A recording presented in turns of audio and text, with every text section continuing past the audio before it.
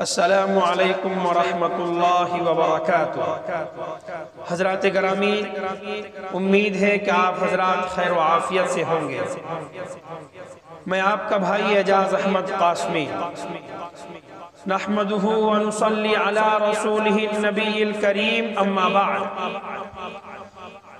اعوذ باللہ من الشیطان الرجیم، بسم اللہ الرحمن الرحیم۔ يا أيها الذين آمنوا إذا نودي للصلاة من يوم الجمعة فاسعوا إلى ذكر الله وذروا البيع ذلكم خير لكم إن كنتم تعلمون۔ صدق اللہ العظیم۔ حضرات گرامی، اللہ رب العزت نے اپنے کلام پاک یعنی قرآن مجید کے اندر ایمان والوں سے مخاطب ہو کر کے ارشاد فرمایا کہ اے ایمان والو، جب جمعہ کی نماز کے لیے اذان کہی جائے تو فَاسْعَوْا إِلَىٰ ذِكْرِ اللَّهِ، تو تم چل پڑو اللہ کے ذکر کی طرف۔ ذَلِكُمْ خَيْرٌ لَكُمْ إِن كُنتُمْ تَعْلَمُونَ، کہ یہی تمہارے لیے بہتر ہے اگر تم سمجھ سکو۔ حضرات گرامی، یقیناً اللہ رب العزت نے جمعہ کے دن کی فضیلت بہت ساری رکھی ہے، اس میں کوئی شک و شبہ نہیں ہے کہ جمعہ کے دن کی فضیلت نہیں، بلکہ بہت ساری فضیلت اس دن کے بارے میں آئی ہے۔ آپ صلی اللہ علیہ وسلم نے ارشاد فرمایا کہ یہ جمعہ کا دن، یہ جمعۃ المبارک ہے، یعنی جمع ہونے کا دن ہے۔ دوسری جگہ آپ صلی اللہ علیہ وسلم نے ارشاد فرمایا کہ یہ جمعہ کا دن سید الایام ہے، یعنی دنوں میں سے یہ سردار ہے۔ حضرات گرامی، اس سے فخر کی بات کیا ہو سکتی ہے کہ تمام دنوں میں سے یہ سردار جو دن ہے یہ جمعہ کا دن ہے۔ حضرات گرامی، جب اللہ رب العزت نے اس پوری کائنات کو بنانا چاہا اور بنایا بھی تو صرف 6 ایام یعنی 6 دن میں اس پوری کائنات کو بنایا، چاہے وہ آسمان ہو، زمین ہو، چاند ہو، سورج ہو، ستارے ہو، یا بڑے بڑے سمندر یا دریا ہو، یا بڑے بڑے پہاڑ ہو، یا اس دنیا کے اندر انسان کو بنایا ہے، صرف 6 دن کے اندر بنایا ہے۔ حضرات گرامی، تو جمعہ کا دن، جمعہ کے دن کی افضلیت اس وجہ سے بھی ہے کہ جس دن میں، جو دن آخر دن تھا کہ اللہ رب العزت نے 6 دنوں میں سے آخر دن جو تھا وہ یہی جمعہ کا دن تھا، تو اس وجہ سے جمعہ کی فضیلت بہت ساری بڑھ جاتی ہے۔ اللہ رب العزت نے پوری دنیا کے شہروں میں سے جس طریقے سے مکہ شہر کو افضلیت برکت حاصل ہے، پوری دنیا کے اندر بہت بڑے بڑے شہر ہیں، لیکن جو مرتبہ، جو فضیلت مکہ شہر کیا حاصل ہے اور اس کے مقابل میں کوئی اور شہر نہیں ہے۔ اسی طریقے سے اللہ رب العزت نے قرآن کریم نازل کیا، آسمانی کتابیں بہت ساری ہیں، آسمانی کتابیں بہت ساری ہے، تورات ہے، زبور ہے، انجیل ہے، قرآن شریف ہے، اور بہت زیادہ صحیفے بھی ہیں، لیکن حضرات گرامی، قرآن کریم کو جو افضلیت حاصل ہے، قرآن کریم کو جو فضیلت حاصل ہے، دیگر اور کتابوں کو حاصل نہیں ہے۔ اس کے ماننے والوں نے زبور کو رد و بدل کر دیا، عیسائیوں نے انجیل کو رد و بدل کیا، زبور کو یہودیوں نے رد و بدل کر دیا۔ اس کے ماننے والوں نے جس طریقے سے چاہا اپنی مرضی کے مطابق اس کے اندر رد و بدل کر دیا،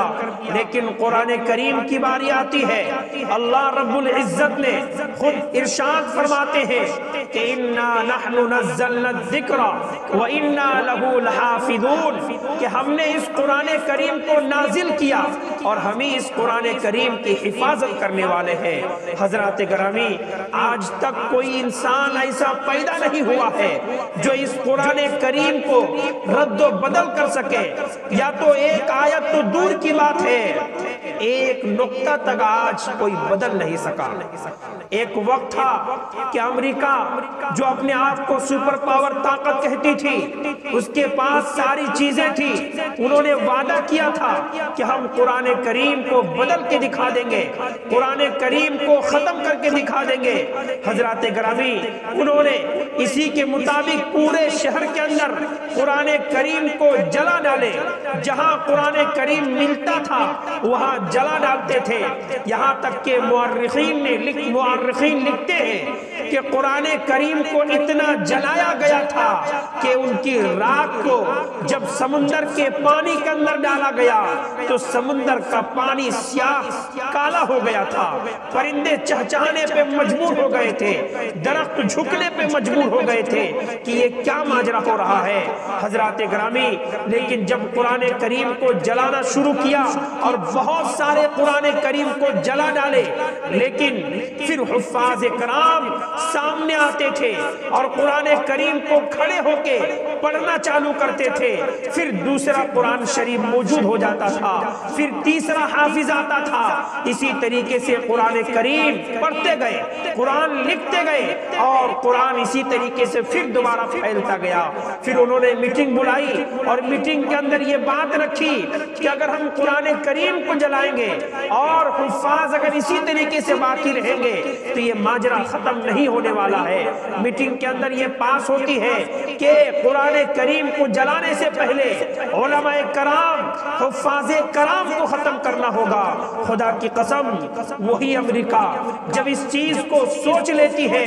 سوچنے کے بعد امریکہ کے اندر علماء کرام کی گردنیں، حفاظ کرام کی گردنیں اڑانی شروع کر دیتے ہیں۔ یہاں تک کہ مورخ لکھتا ہے کہ امریکہ کا کوئی گلی ایسا باقی نہیں تھا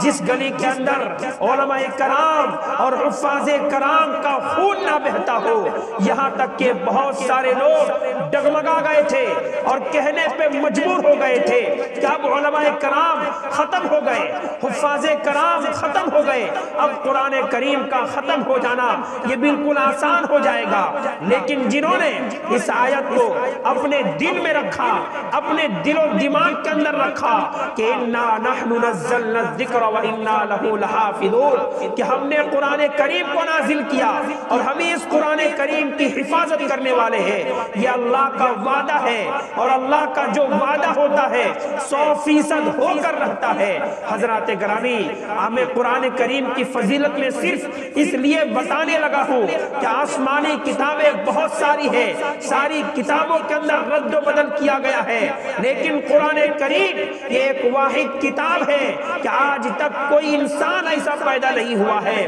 کہ قرآن کریم ایک آیت تو دور کی بات ہے،